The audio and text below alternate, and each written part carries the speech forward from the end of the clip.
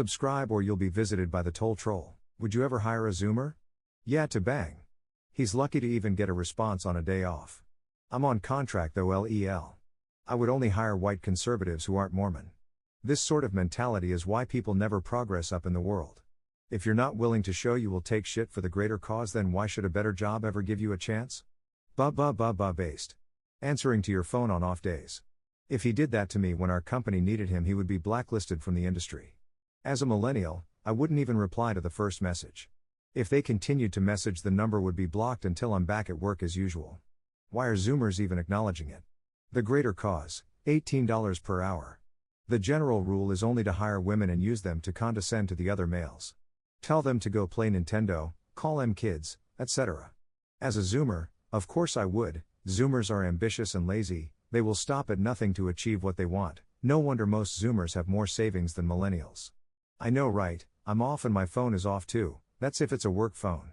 If it's a personal phone, then they never get that number in the first place. Greater cause? Most of the time, this kind of shite is not even urgent, and could be done at another time. Unless you're working with healthcare, there's no urgency in anything. $18 an hour is $18 more you can invest in 1 hour of experience that will grow you as a person. The greater cause is a 25-cent raise each year. A college student Zoomer for a part-time job, yes. Don't ask too much of them. Understand this is a part-time temporary thing and not their career, and they'll work hard, be polite and presentable, etc. Expecting people to treat my jobs as if it's their career is regarded though. A 20-year-old isn't going to take a retail or service industry job that seriously.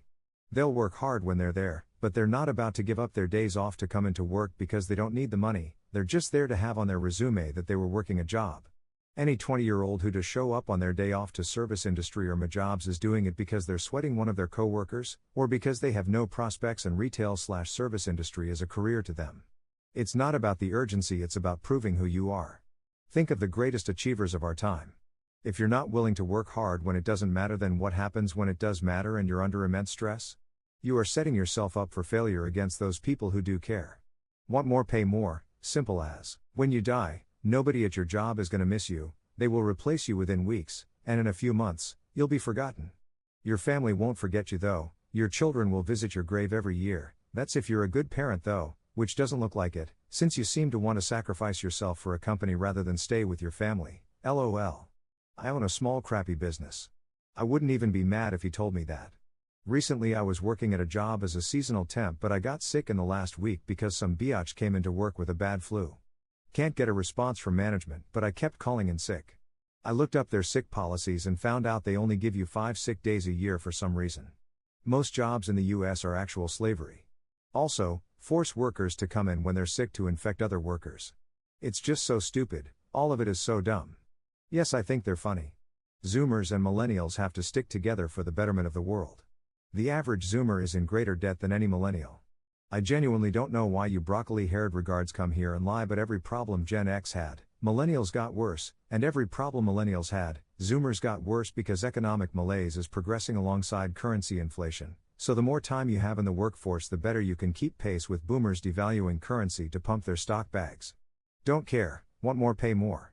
I remember reading posts about a Gen Xer who was 27 in 1993 talking about how life ain't easy and then continuing that he got 2x overtime on his $13.50 an hour IT guy pay to make $27 an hour, which is like $50 an hour.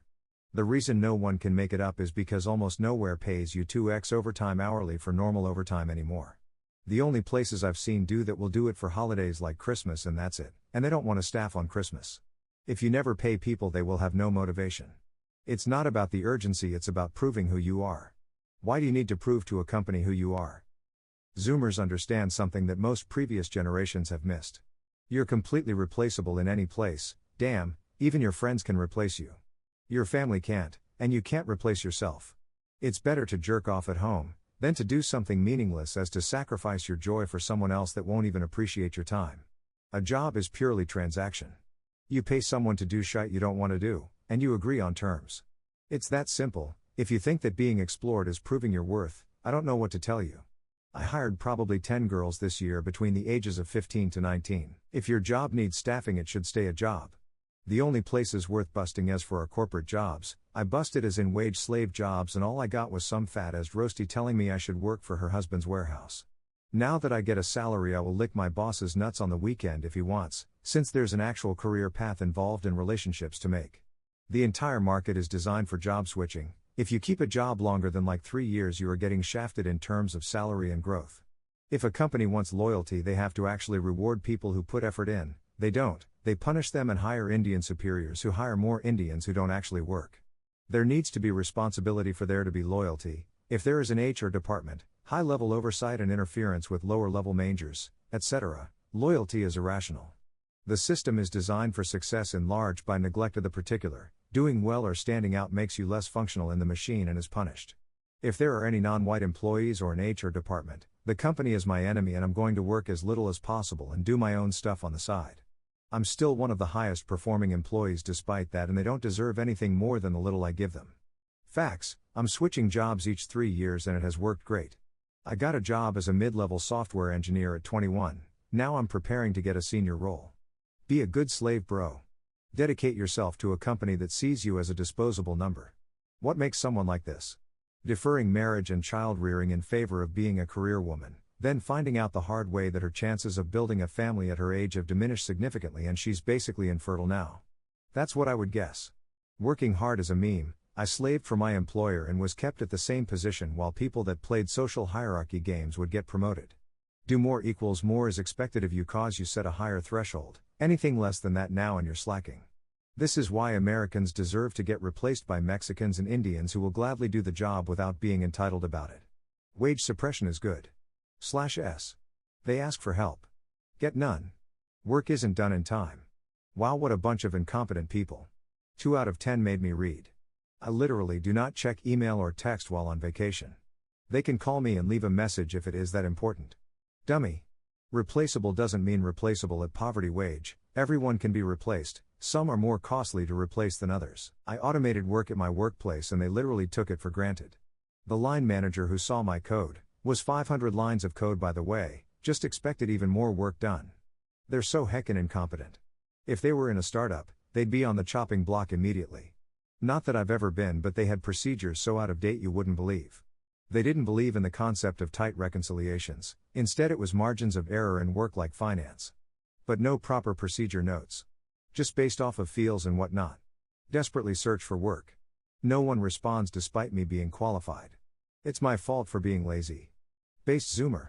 I don't even answer the phone for less than double pay. Deny. Delay. Delete. Read this book for your own good. Yes, it teaches things that go against Christianity, but that's because the title of this book isn't how to be a good Christian, but how to gain as much power as possible. 30-minute synopsis. Read it first, it's the most important part of the book.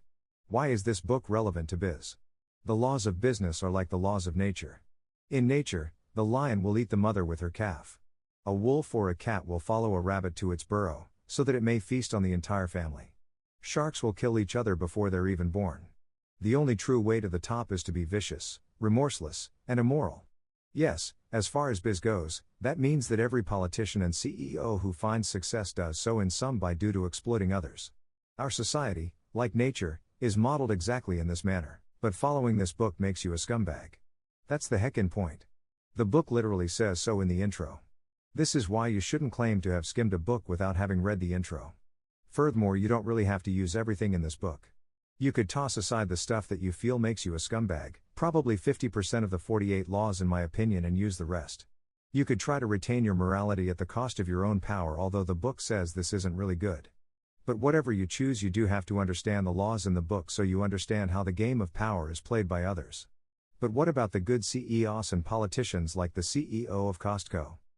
The ones who are good have less power because they don't follow all 48 laws of power.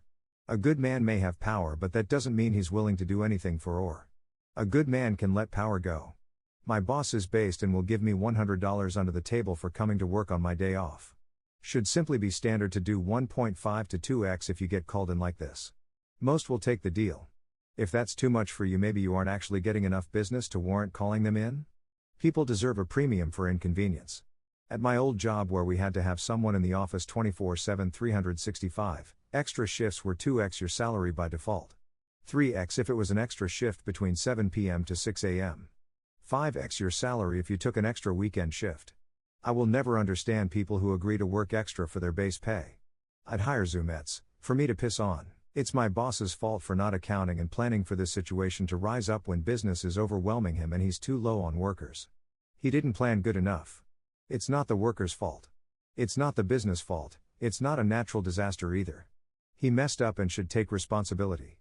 One way to take that responsibility is to offer the worker big extra pay to come in. If the worker doesn't take the offer, it's still not the worker's fault. If the worker takes the offer, the boss has to pay him up front and thank him and kiss his ass. A bitch's boss and anti-leader would be angry with the worker, for his own fault, and expect the worker to be drafted on short notice like it's the military and it's the call of duty for the worker to serve for no extra compensation. If this was for some shite McQuaggy job that treats its employees like disposable baby wipes, then this response is justified. But if you're actually in a field or career that you plan on being in long term, you should absolutely come in to help, otherwise you're kneecapping yourself and guaranteeing you'll never get raises or promotions. I mean, sometimes you gotta play the boomers rulebook. At least until they die off. You do know any big company can treat its employees like dirt, right? Not just McDonald's. There's no point in working hard when the managerial class, who have no clue what employment's rights are yet, can press the eject button employees. The rewards are palpable though for sucking up in a company. You can actually get promoted to titles and make money that makes the extra work worth it. If you don't put in the extra work, you're getting F all. Putting up extra work at McDonald's though just gets you laughed at by the illegals working there. Like, the most you can hope for is getting an extra $10 per hour to be a store manager.